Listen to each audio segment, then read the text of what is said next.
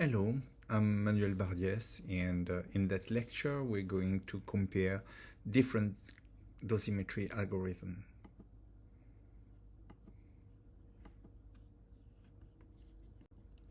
So my declaration of interest first, and then we're coming back to the well-known Murd equation. So in this D, the absorbed dose to the target from the source is the time-integrated activity in the source multiplied by all the type of radiation, the probability of emission, the energy, and the specific absorbed fraction.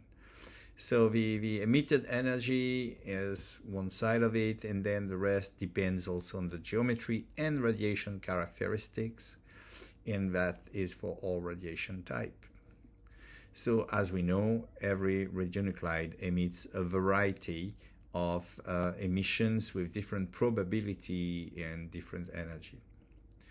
So this is the normal Murd equation, I would say, where you compute the absorbed dose. You can also, in some clinical dosimetry workflow, compute the absorbed dose rate at a given time as a function of the activity in the source at that specific time t.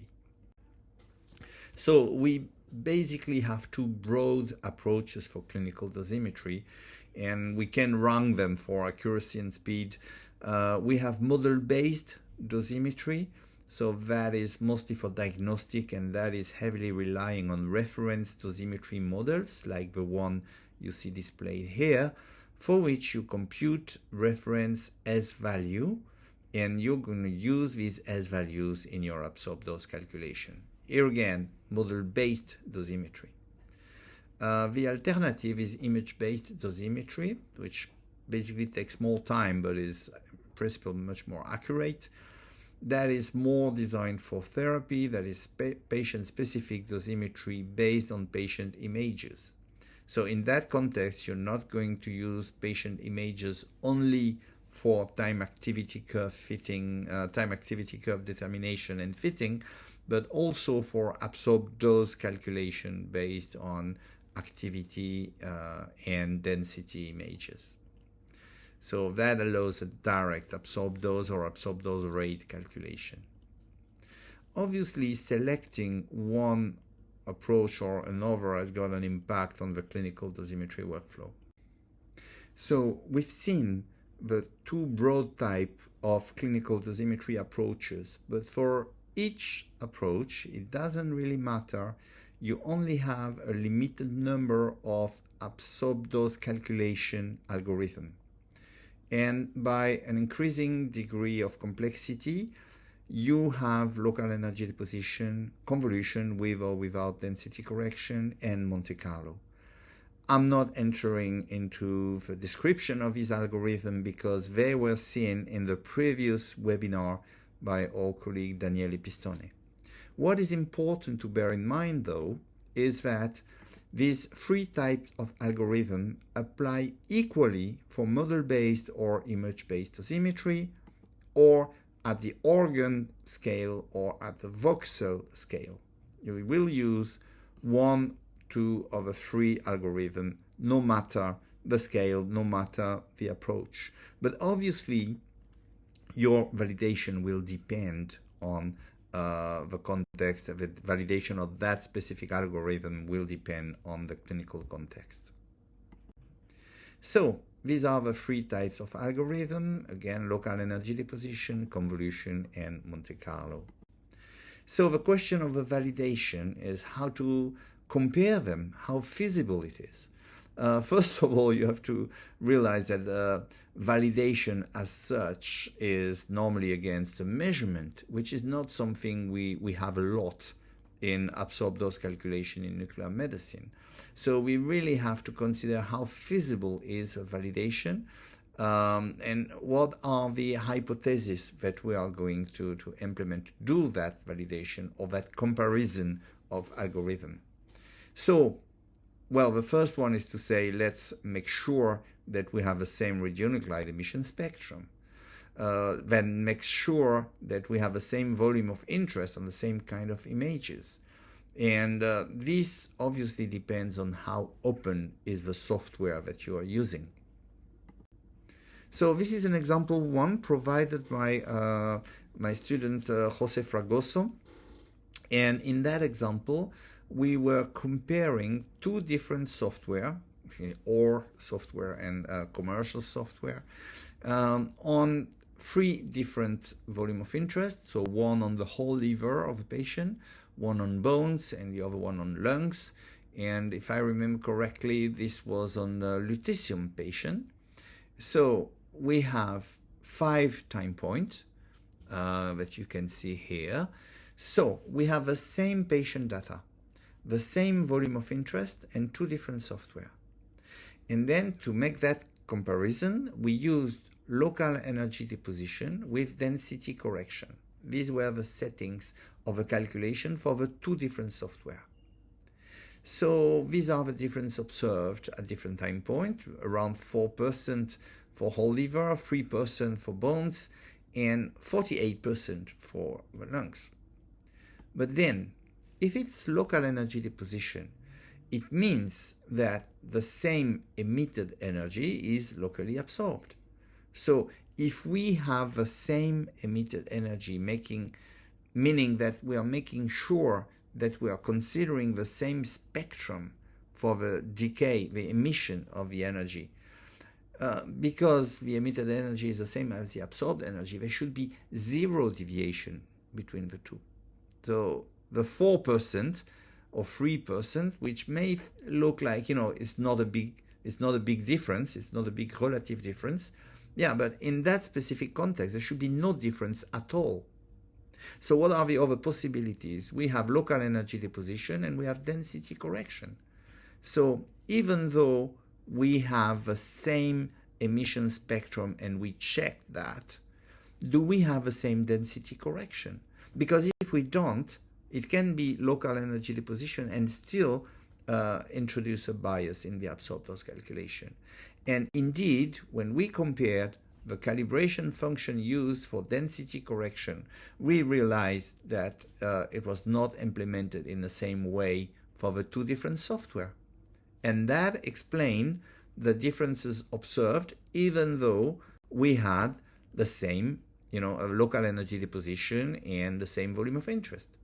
So by implementing the same density correction, this is the evolution in the results. Yeah, we got for whole liver less than 1%, for bones less than 1%, and then still 26% for the lungs. So it's very satisfactory for whole liver and bones, as could be expected. Local energy deposition, same energy emitted, same density correction. But then there is still something in the lungs. What? So results are much improved, but with lungs, that difference was traced down to some kind of density threshold and some smoothing implemented in one of the 2 software. So one software was doing only the absorbed dose calculation, LED, dividing the absorbed energy by the mass of every voxel, so with density correction, mass of every voxel, and the other one was sort of implementing some kind of thresholding, and that explains the 26%.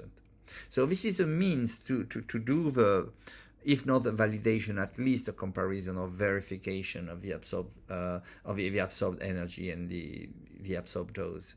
So you really have to make sure that you have only one variable addressed at a time. Example 2. So in that example, it's how to implement the mass correction. So it's for model-based dosimetry, but you want to personalize your calculation. And by doing that, for self-absorbed dose only, you can do for electron and beta a very simple mass ratio correction. So you got the S value from the model, and you multiply that S value from the model by the ratio of the mass of that specific organ for the model and for the patient.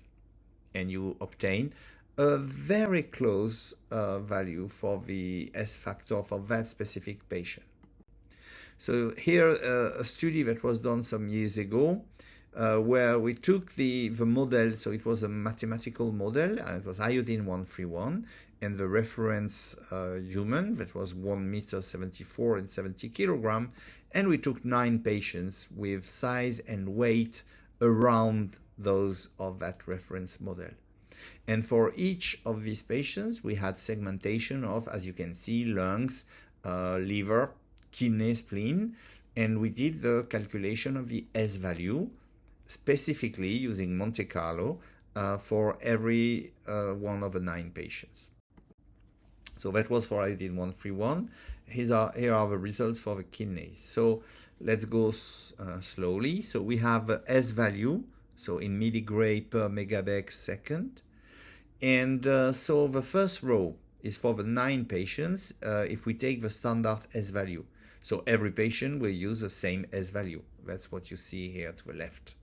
Then in the center is the calculation that is done using Monte Carlo specifically for each patient. First of all, look at the big difference. There's sometimes a factor 2 or more than a factor 2 between the reference S value and the specific S value. So it really points at the importance to consider the difference in anatomy from one patient to the next. It really points at, let's do some patient-specific dosimetry. And one way of doing that is the mass ratio for self-absorbed dose. And you can see that by adjusting the standard S value just by the mass ratio of the kidney between patient and model, as in the equation in the previous slide, you can end up with S values that are adjusted, which is called standard adjusted, within some percent of a specific S value. So that mass correction works. It works very well, but bear in mind for self-absorbed dose only.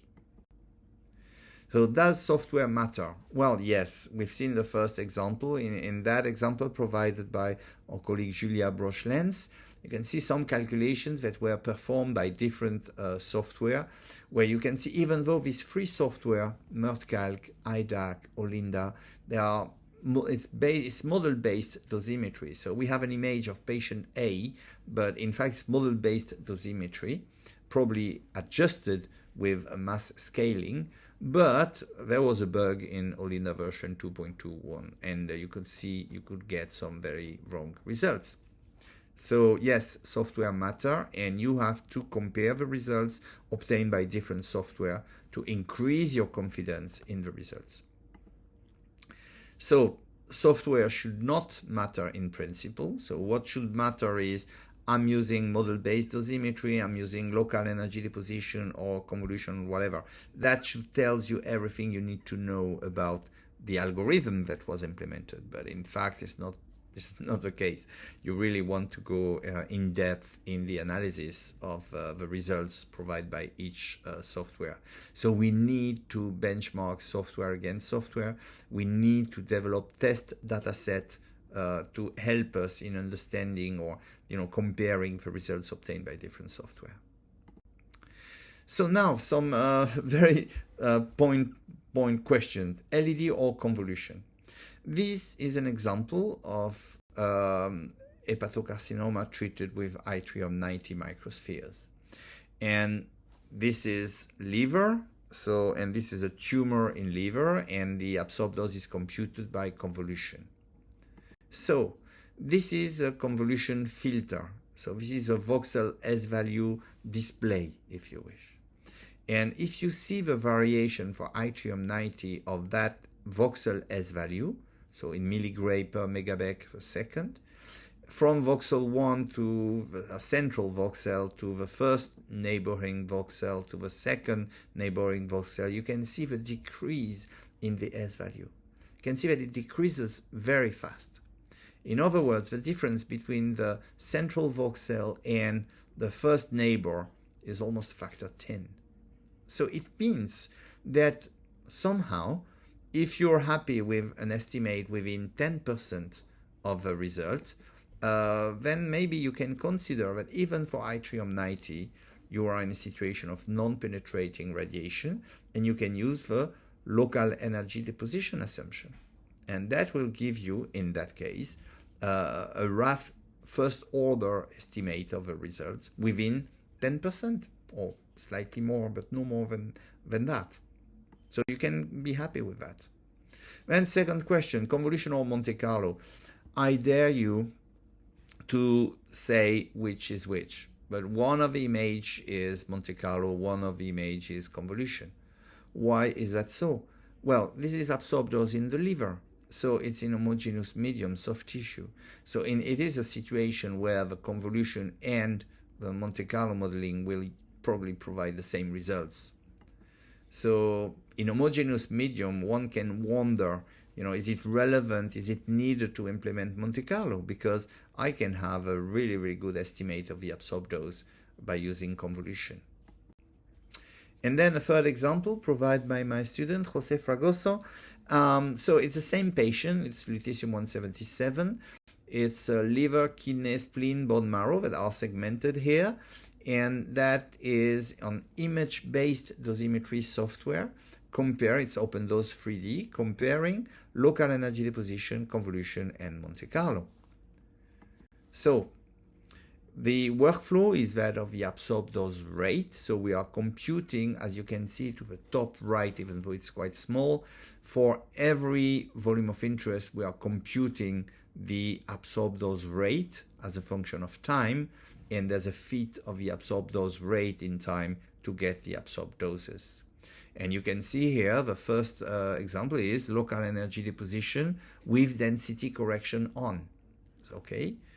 Though that's how you compute the absorbed dose, and different algorithm, but the same volume of interest and absorbed dose rate calculation, time fitting and integration of the absorbed dose rate, and we compare the absorbed doses.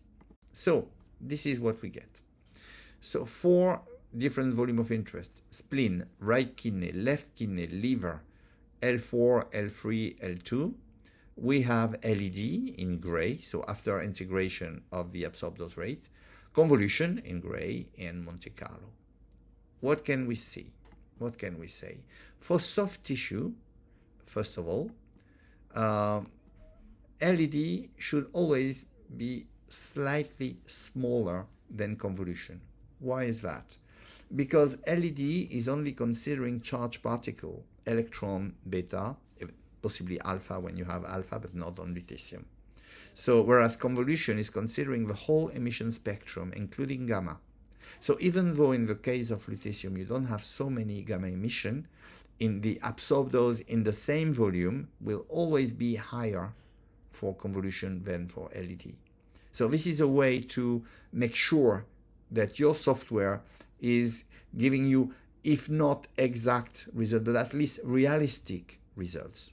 Okay, and you can see that's the case here. We have a convolution that systematically gives higher result than LED. That is true for soft tissues. Then for soft tissues also, Monte Carlo and convolution should give you the same results. And you can see here it's pretty close. I don't know if we can do better than that, but normally you really have to have very close results between Monte Carlo and convolution because it's in the same medium. Obviously, you have to make sure that if it's in, the absorbed dose has to be computed with convolution with kernel in soft tissue, because Monte Carlo, the calculation will be made in soft tissue as well. So if the calculation, for example, if your kernel, if your voxel S value is for water, you may have some % of difference, but not more. Then the situation in heterogeneous media is a little more complicated because different factors can impact the result. First of all, you may have differences that are due to the fact that you have different density correction that is not completely corrected in highly varying density media, as you can see here on vertebrae. Then you can have also the impact of cross irradiation, because there's no cross irradiation for local energy deposition, but there is some for convolution and Monte Carlo, which is why the absorbed dose is usually systematically higher. But anyway, this is a case where Monte Carlo should be considered as a reference for absorbed dose calculation. So I would advise you to check your calculation using Monte Carlo if you can. So these are the acknowledgements of that lecture.